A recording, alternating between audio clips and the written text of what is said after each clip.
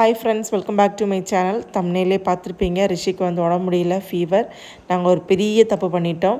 என்னோடய சேனல் நீங்கள் first time பார்க்குறீங்கன்னா சப்ஸ்கிரைப் பண்ண மறந்துடாதீங்க. பக்கத்தில் இருக்க பெல் ஐக்கன் கிளிக் பண்ணி வச்சுக்கோங்க. அப்போ தான் வீடியோ போட்ட நோட்டிஃபிகேஷன் வரும். நீங்களும் வீடியோ மிஸ் பண்ணால் பார்ப்பீங்க. வாங்க இப்போ வீடியோ கண்டினியூ பண்ணலாம். பிரேக்ஃபாஸ்ட் பார்த்தீங்கன்னா இன்றைக்கி எக் குருமா அப்புறம் அப்பம் பண்ணியிருந்தேன். காலையில் எந்திரிச்சப்போ கோல்டு இருந்துச்சு. ஸோ குளிப்பாட்டில் ரொம்ப சேடாக உட்காந்து சாப்பிட்டுட்டு இருக்கான். ஸோ இன்றைக்கி வந்து என்ன அவனுக்கு ஃபுட்டு கொடுத்தேன்னு பார்த்தீங்கன்னா, லஞ்சுக்கு அவனுக்கு வந்து வெஜ் ரைஸ் கொடுத்துருந்தேன். எக்கு தனியாக வந்து வறுத்து வச்சுருக்கேன். அப்புறம் சலாடு வச்சுருந்தேன். ஸ்நாக்ஸுக்கு பார்த்தீங்கன்னா ஸ்வீட் கார்ன், டேட்ஸு, அப்புறம் நட்ஸ் வச்சுருக்கேன். அப்புறம் ஈவினிங் ஸ்நாக் பார்த்தீங்கன்னா அவனுக்கு வந்து ஒரு பீஸ் கேக் கட் பண்ணி வச்சுருக்கேன். அப்புறம் எங்கள் தோட்டத்து வாழைத்தாரில் உள்ள ஒரு பழமும் வச்சுருக்கேன். காலையில் லைட்டாக கோல்டு இருந்துச்சு. என்னால் வந்து ஸ்கூலுக்கு விடலாம் அப்படின்னு ஹஸ்பண்ட் சொன்னாங்க. சரி, நம்ம வந்து அனுப்பிட்டோம்.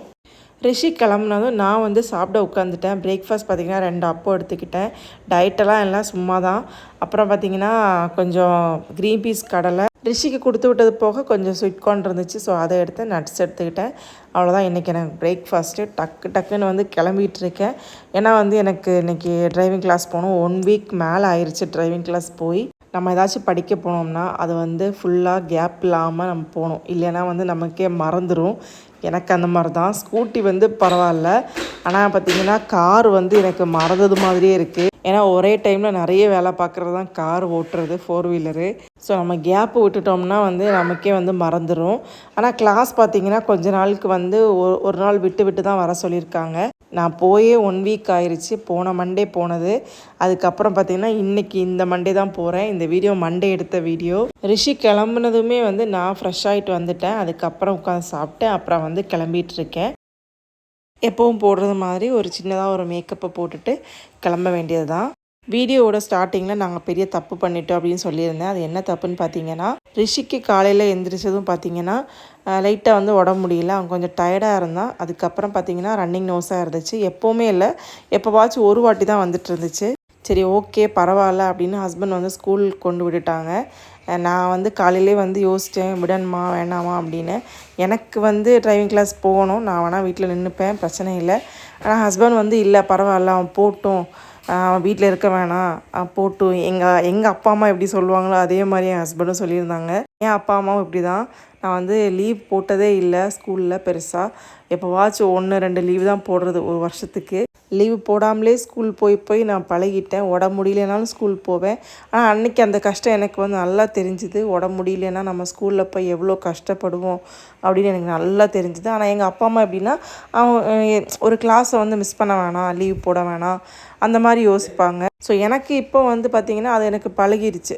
எப்போவுமே வந்து ஸ்கூல் போகிறது, காலேஜ் போகிறது அந்த மாதிரி எனக்கு வந்து பழகிருச்சு இப்போலாம். இப்போ டிரைவிங் கிளாஸ் கூட நான் வந்து எங்களுக்கு ஒரு நாள் விட்டு போகணும். என்னாலும் வந்து நான் லீவ் போடக்கூடாது அப்படின்னு நினச்சிட்டு இருந்தேன். நான் 1 வீக் இப்போ லீவ் ஆயிடுச்சு. 1 வீக்குன்னு சொல்கிறது 3 கிளாஸ் தான், அது வந்து மிஸ் ஆயிடுச்சு. ஸோ நான் பட்ட கஷ்டம் வந்து ரிஷி படக்கூடாது அப்படின்னு நான் எப்போவுமே யோசிப்பேன். ஸோ ஸ்கூலில் விடுறது பார்த்திங்கன்னா அவனுக்கு உடம்பு சரியில்லைன்னா நான் விட மாட்டேன். 1 வீக் லீவ் எடுத்துருவான். 1 வீக்கில் ஒரு 3 டேஸ்லாம் வந்து லீவ் எடுத்துருவான். அப்படியே அந்த 1 வீக் அப்படியே போயிடும். ஸோ வந்து இப்போவும் உடம்பு முடியல, நான் காலையிலே போக வேணாம், வீட்டிலே நிப்பாட்டிக்கலாம், அவனை வந்து முடியலாம், அவன் அங்கே போய் கஷ்டப்படுவான், அதுக்கு வீட்டிலே ரெஸ்ட் எடுக்கட்டும் அப்படிலாம் நான் யோசிச்சுட்டு இருந்தேன். நான் சொன்னேன் ஹஸ்பண்ட்டா, இல்லை வேணாம், அவன் போட்டு பரவாயில்லன்னு விட்டாங்க. ஸோ இந்த கதையை நான் இதோட முடிக்கிறேன். அப்புறம் பார்த்திங்கன்னா நான் நேராக வந்து டிரைவிங் கிளாஸ் போயிட்டு டிரைவிங் கிளாஸ் முடிச்சுட்டு அங்கேருந்து பஸ்ஸில் திரும்ப வரணும். ஸோ நாங்கள் வந்து கொஞ்சம் தூரம் நடந்து ஃப்ரெண்ட்ஸ் இல்லை, என்னோடய சிஸ்டர்ஸ் தான் எல்லாருமே. ஸோ எல்லோரும் சேர்ந்து நாங்கள் வந்து ஒரு ட்ராவல்ஸில் வீட்டுக்கு வந்துட்டோம். ஸ்கூலில் பார்த்திங்கன்னா மத்தியானம் நான் கூப்பிட்டு கேட்டேன், அவன் என்ன பண்ணுறான், அவனுக்கு வந்து உடம்பு சரியில்லை, காலையில் என்னாச்சு. காலையில் வந்து ஹஸ்பண்ட் வந்து அவனை ட்ராப் பண்ணப்பவே வந்து சொல்லிட்டு தான் வந்தாங்க உடம்பு முடியல அப்படின்னு. மத்தியானம் என்னாச்சுன்னு கூப்பிட்டு கேட்டேன். பரவாயில்ல, அவன் வந்து சாப்பிட்டுட்டு இப்போ தூங்கிட்டு இருக்கான் அப்படின்னு சொன்னாங்க. ஓகே, பரவாயில்லன்னு எனக்கு வந்து கொஞ்சம் இதாயிருச்சு. சரி, அவன் வீட்டுக்கு வந்ததுக்கப்புறம் பார்க்கலாம் எப்படி இருக்குது அப்படின்னு பார்த்தா, வீட்டுக்கு வந்ததுக்கப்புறம் உடம்பு ஃபுல்லாக வந்து கொதிக்குது, அப்படி கொதிக்குது. ஸ்கூல்லேருந்து அவன் கூட்டிகிட்டு வந்தப்போ அவங்க சொன்னாங்களாம், கொஞ்சம் லைட்டாக வந்து உடம்பு சூடாக இருக்குது அப்படின்னு. வீட்டுக்கு வந்த உடனே பரவாயில்ல, ஒரு 1 ஹவர் கழிச்சதும் பார்த்திங்கன்னா சரியான சூடு. அவனால் வந்து ஒரு இடத்துக்கு இருக்கவே முடியல. அவன் வந்து அப்படியே படுத்துக்கிட்டான். நேராக ஹாஸ்பிட்டல் வந்து செக் பண்ணோம். அவனுக்கு வந்து 101 டிகிரி வந்து ஃபீவர் இருந்துச்சு. ஸோ சப்போசிட்டர் வச்சாங்க. மருந்தும் கொடுத்துருக்காங்க. எப்போவுமே அதுக்கு ஃப்ரெண்டில் கொஞ்சம் விளையாட்டுலாம் இருக்கும். எப்பவும் விளையாடுவான். இந்த வாட்டி விளையாடவே இல்லை உடம்பு முடியாதனால. அங்கேருந்து நேராக போய் ஒரு ஹோட்டலில் போய் சாப்பிட்டு தான் நாங்கள் கிளம்புனோம். ரிஷி சாப்பிட்டான். அது எனக்கு கொஞ்சம் திருப்தியாக இருந்துச்சு. ஏன்னா உடம்பு முடியலன்னா எப்போவுமே சாப்பிட மாட்டான். நான்வெஜ்னால சாப்பிட்டான். நாங்கள் போகிறது பார்த்திங்கன்னா எங்கள் ஹஸ்பண்டோட ஃப்ரெண்டோட காரு. எங்கள் கார் பார்த்திங்கன்னா சர்வீஸ் போட்டிருக்கோம், இன்னும் வரல. வீட்டுக்கு திரும்ப வந்ததும் பார்த்திங்கன்னா ஒரு கவர் நிறைய இந்த மாதிரி சக்கப்பழத்தை கட் பண்ணி வச்சுருந்தாங்க. இது பழம் இல்லை, பச்சை.